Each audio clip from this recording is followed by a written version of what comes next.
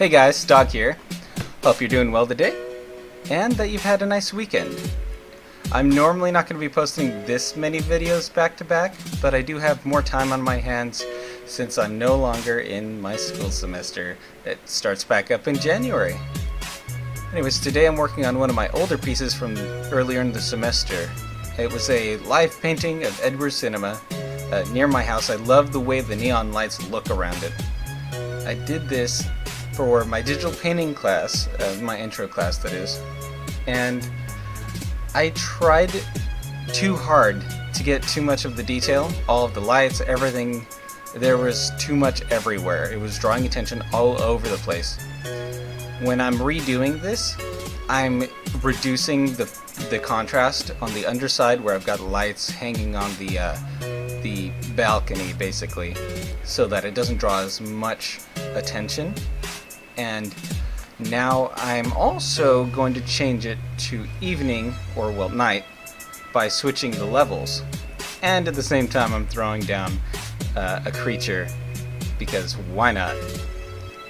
When you're changing something from day to night, you just go to the levels and go to where it says RGB. You'll click on that, you switch it to red, and you reduce the middle one. I believe you drag it to the left and you drop the very lower one to the right, if I'm remembering correctly.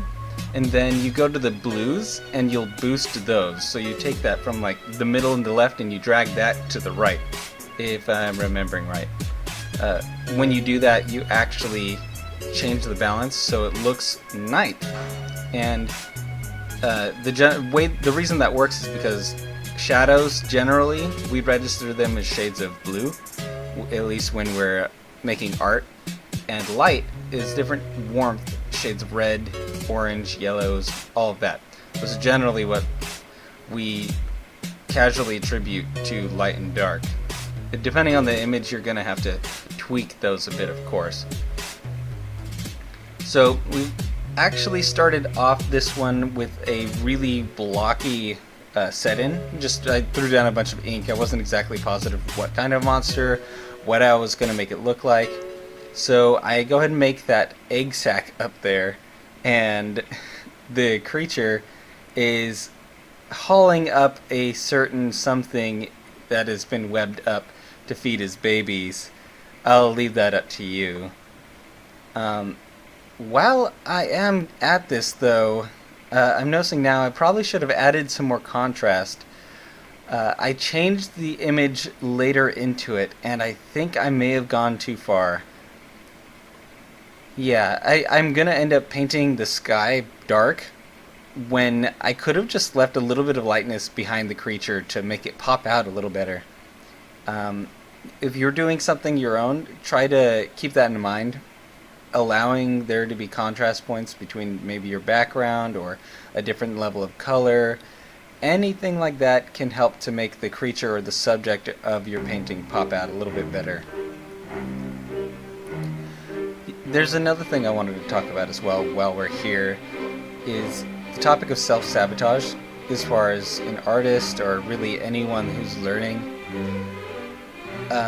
From my experience, I haven't met a single person that doesn't start kind of sabotaging themselves. When you're getting better at something, you have to be patient. And if you're comparing yourself to everybody else around you, you're definitely going to have a harder time. But when you have talented people around you, it's also a bonus. You can learn from them, and most people are actually pretty supportive if you let them. And besides, if you're around really talented people, chances are you've got talent in you too. I mean, you don't just end up next to people. You always try to learn, to improve, and if you've got talented people, you can absorb from them and use it, make it your own. And the reason I want to talk about it is because just last week I was facing myself, like I kept on telling myself how I couldn't do this, how I couldn't become a great artist or get into the industry, do anything. And I needed somebody to tell me that I was self-sabotaging and to really think about that and what that really meant. And to me that meant I was just totally depressed, but I was still happy. It was such a weird thing.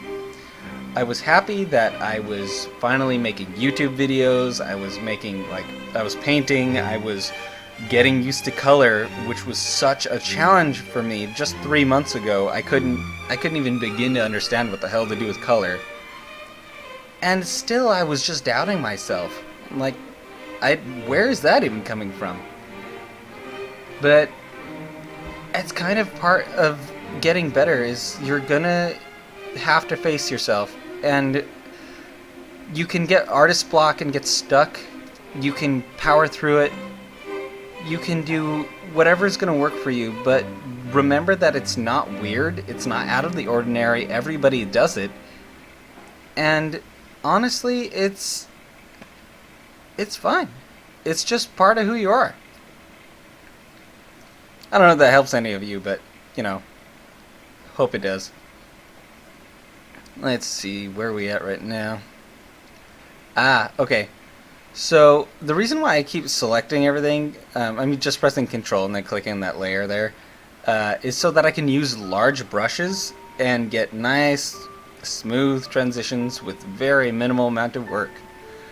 Now that I'm looking at it in hindsight, I probably should have just used a clipping mask. That would have made things a lot easier.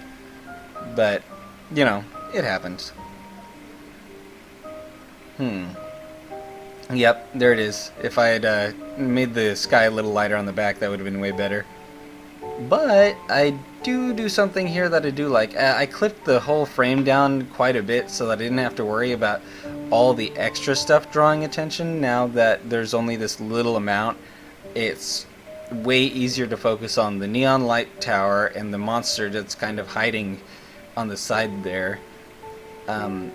I think that's kind of where my problem came here. I wasn't sure which one I wanted to focus on more, and I think I decided I'm focusing on that tower. Of course, that means the monster kind of falls into the background, which, not the best.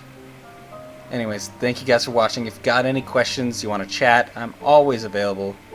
I'll see you next time. Staug out. Thank you.